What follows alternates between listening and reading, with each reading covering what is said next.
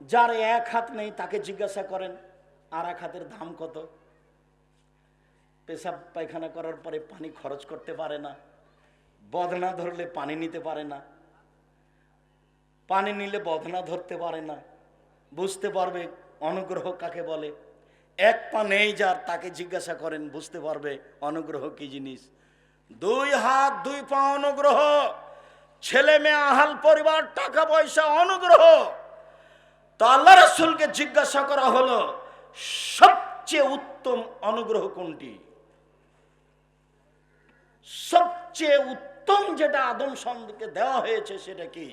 তখন আল্লাহ রাসূল বললেন আল খলকুল হাসান, ভালো আচরণ, ভালো চাল চলন হলো আল্লাহর পক্ষ থেকে সবচেয়ে বড় অনুগ্রহ।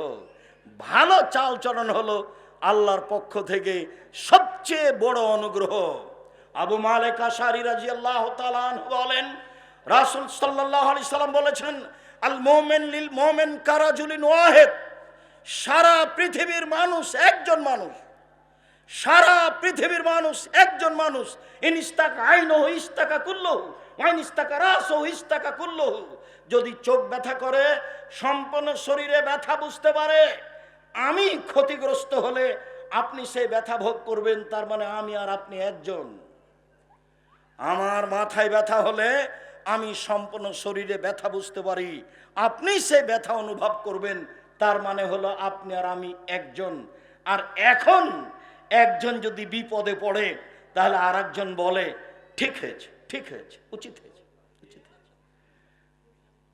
আর একজন বিপদগামীর জন্য যে ব্যক্তি খুশি মানাচ্ছে তাকে আমি গরু জবাই করতে দেখেছি, আমি নিজ চোখে দেখেছি।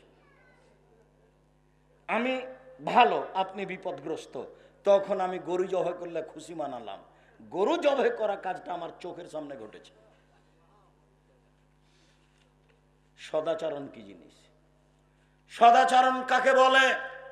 আনাস রাদিয়াল্লাহু তাআলা আনহু বলেন রাসূল সাল্লাল্লাহু আলাইহি সাল্লাম বলেছেন আল মুমিন লিল মুমিন কাল বুনিয়ান ইয়াশুদ্দু বাযুহু বাযান সুম্মা শাব্বাকা বাইনা আসাবিহি। রাসূল সাল্লাল্লাহু আলাইহি সাল্লাম বললেন একজন মুমিন আর একজন মুমিনের জন্য প্রাচীর, দেওয়াল। একটা ইট আর একটা ইটকে যেমন ভাবে ধরে আছে চেপে, তখন বাস্তব দেখা দিয়ে গিয়ে তিনি ডান হাতের আঙ্গুলকে বাম হাতের আঙ্গুলের ভিতরে ঢোকালেন। পৃথিবীর মানুষ দেখো, ডান হাতের আঙ্গুল বাম হাতের ভিতরে যেমন ঢুকে গেল, একটা আর একটার সাথে লেগে আছে। সারা পৃথিবীর মোমেন পুরুষ নারী একজন মানুষ। একজন ব্যথিত হলে আর একজন ব্যথা বুঝবে। অবাক হতে হয়, দল সংগঠন করে মানুষ এমন ভাবে পচে গেছে, এমন ভাবে বিবেচনা হারিয়ে গেছে, কেউ কারো বিরুদ্ধে ভালো মন্দ বিবেচনা করার চেষ্টা করে না, নির্দ্বিধায় বলে যাচ্ছে। মনে রাখবেন, যেই জিনিসে আপনার বিবেকের ক্ষতি করে সেই জিনিস থেকে আপনি বেঁচে থাকবেন। কোনো জিনিস যদি আপনি বেশি ভালোবাসেন সে আপনাকে বোকা বানাবে, কথাই ঠিক, আপনি বেঁচে থাকার চেষ্টা করবেন। আবু হুরায়রা রাদিয়াল্লাহু তাআলা আনহু বলেন রাসূল সাল্লাল্লাহু আলাইহি সাল্লাম বলেছেন লা ইয়াদখুলুল জান্নাতা মান লা ইয়ামান জারুহু বাওয়াইকাহু। যে তার প্রতিবেশীকে কষ্ট দেয় সে জান্নাতে যাবে না, যে আর একজনকে কষ্ট দেয় সে জান্নাতে যাবে না। আল্লাহে লা ইউমিনু, আল্লাহে লা ইউমিনু, আল্লাহে লা ইউমিনু। কিলাম মান ইয়া রাসূলুল্লাহ, আল্লাহর কসম সে মুমিন নয়, আল্লাহর কসম সে মুমিন নয়, আল্লাহর কসম সে মুমিন নয়। কিলাম মান ইয়া রাসূলুল্লাহ, কে কে মুমিন নয় সেটা তো আপনি বলবেন, কে মুমিন নয়। তখন আল্লাহ রাসূল বললেন মান লা ইয়ামান জারহু বাওয়াইকাহু, যে তার প্রতিবেশীকে কষ্ট দেয় সে মুমিন নয়। তাহাজ্জুদ পড়ে মুমিন হওয়া যায় না, হজ করে মুমিন হওয়া যায় না, বক্তব্য দিয়ে মুমিন হওয়া যায় না। ঈমান যত বেশি হবে পাপ তত কম হবে, বদনাম মানুষের করা তত কম হবে। ঈমান যত বেশি হবে পাপ তত কম হবে, ঈমান যত কম হবে পাপ তত বেশি হবে। তাহাজ্জুদ পড়ে ঠিক, হজ করে ঠিক, তাসবিহ তাহলিল করে ঠিক, কোরআন তেলাওয়াত করে ঠিক, জিনাও করে ঠিক। বলেন কেন হচ্ছে? ঈমান কম, ঈমান দিয়ে ঠেকাতে পারে না। মহিলা তাহাজ্জুদ পড়ে, মহিলা পর্দা করে, মহিলা হজ করেছে, মহিলা রমজানে উমরা করে, প্রেমেরও গল্প করে।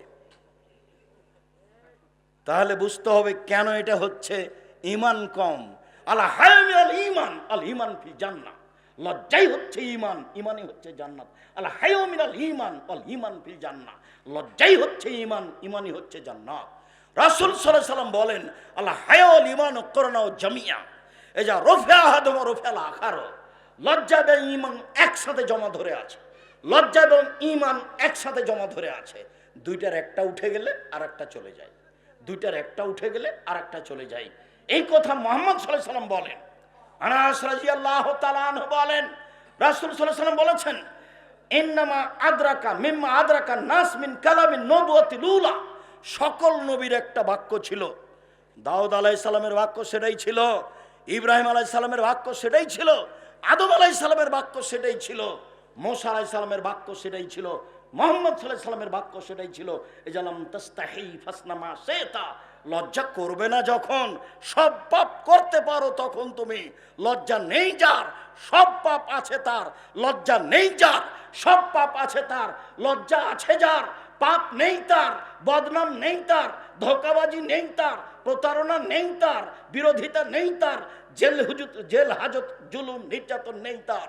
লজ্জা দিয়ে ঈমান বাঁচাতে হবে, ঈমান দিয়ে জান্নাত বাঁচাতে হবে। সম্মানিত দিনী ভাই বোন, আমি আলোচনার শেষে চলে আসলাম। মনে হচ্ছে যেন আমাদের পরিচালকও যে দায়িত্ব দিয়েছেন সেটা মনে হয় লম্বা হয়ে যাচ্ছে। যাক, ফিরে আসি। অত্র প্রতিষ্ঠান খুব কষ্টের মাধ্যমে আছে, মধ্যে আছে, যেটা আমরা বুঝতে পারলাম। আর আমি আব্দুর রাজ্জাক বিন ইউসুফ, আমাকে আপনাকে দান করার জন্য বলা হলো। আসলে তার ভালো ধারণাই ভালো যে আব্দুর রাজ্জাক সাহেব এত বড় জামিয়া সালাফিয়া চলে কি করে, প্রতি মাসে